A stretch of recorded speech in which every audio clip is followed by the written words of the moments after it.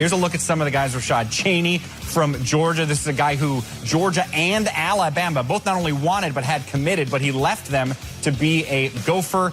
You got Tyler Nubin, a cornerback who is a three-star guy from Illinois, talented, played wideout and running back in high school. Jacob Clark is a tall 6'5" quarterback heading to the Gophers. And J.J. Gaudet from Illinois, a three-star offensive lineman, another big dude, 6'7", 300 pounds. The head coach of the Gophers, P.J. Fleck, joins us now. And P.J., this is, again, back-to-back years, a really impressive class for Minnesota, especially when you look historically at what the Gophers have done on signing day. What's the biggest reason that recruits are buying what you're selling?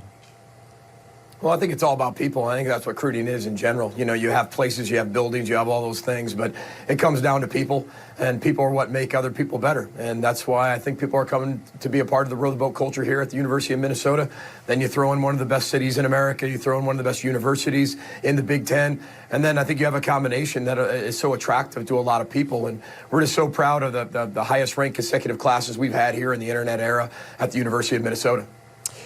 Looking through this roster, some decent amount of talent at the defensive line position, huh? Who are some of the guys that jump out to you?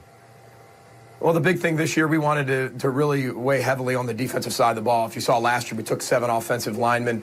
We did a lot of things offensively with a lot of skilled players. This year, we wanted to make sure that we really loaded up on the defensive line and the interior and exterior, and then also on the back end and the secondary on safety and corner. So, you know, I think Rashad Cheney obviously highlights the class just in terms of how much attention he gets.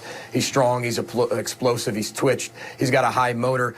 D'Angelo Carter is a young man who I think is just exceptional. He's one of the under-the-radar guys, won a state championship down in Georgia.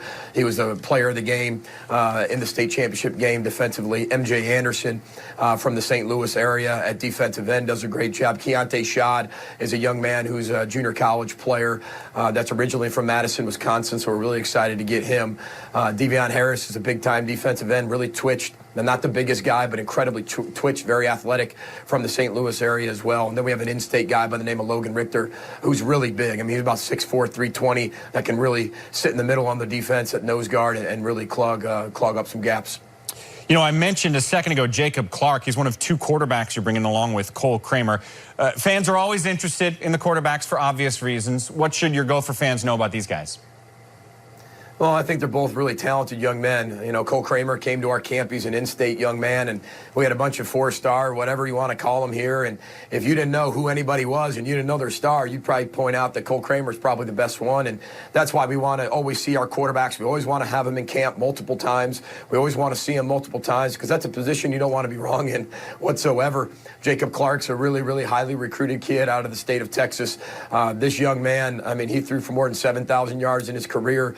He's a very humble young man, very big, about 6'5", 215, got a really good arm, and he's a winner. You know, I mean, this young man, I had over 430 yards against Allen High School in the quarterfinals down there at Texas, and just a tremendous human being, wonderful leader, has all the intangibles, and that's why we brought them both here. Jason Williamson was an astonishingly good running back in high school. Can he play that position in college?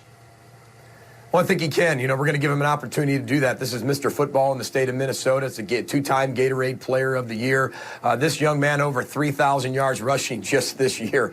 You know, he was on the ESPN top 10 plays right after we beat Wisconsin. It was ironic that, you know, I mean, this young man has had over 80-some touchdowns. He had over 40 touchdowns this year. He's well deserving of all the accolades he gets. He led his high school to back-to-back state championships, and you know, we have 7 state champions in this class, which I think is incredibly important as you're rebuilding a program and you want to bring championships back to the University of Minnesota that hasn't been done in 51, 52 years. You've got to be able to recruit champions that know how to be able to do it.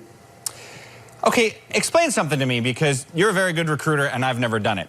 How does a long snapper like Brady Weeks get the attention of a guy like P.J. Fleck? Well, when you have a senior long snapper that's pretty much one of the best in the country and he's leaving, you make sure you get that position right, because the last thing a head coach wants to do is really worry about the long snapping, kicking, or holding position. And the long snapper never gets any credit. It was funny. He was here for his official visit. Brady Weeks is making his introductions and says, "My name is Brady Weeks. I'm a long snapper. This should be the last time you ever hear my name." And it was, and that's exactly what it is. He's the #1 long snapper in the country. We had to go out there. A lot of people won't scholarship a long snapper right off the bat, but we felt he was the best in the country, and now we have it, and you can almost push it aside and not have to worry about it for another 4 years, you hope.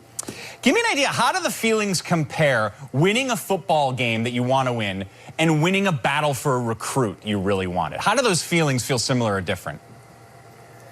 Well, I think, we're football coaches, right, for a living. We're not just recruiters, and that's what we do. We teach, we educate. You want to go out there and win 12 games, make it 13, hopefully make it 14 eventually.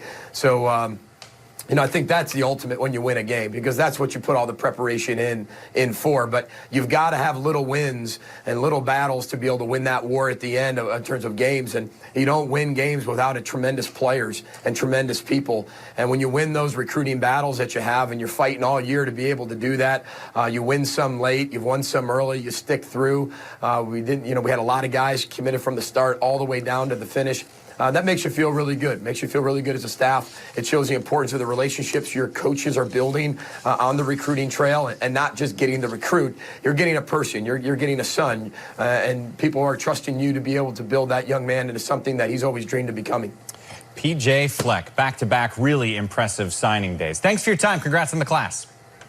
Appreciate it, guys. Row the boat, Sky Ma. Go Gophers. Thanks a lot.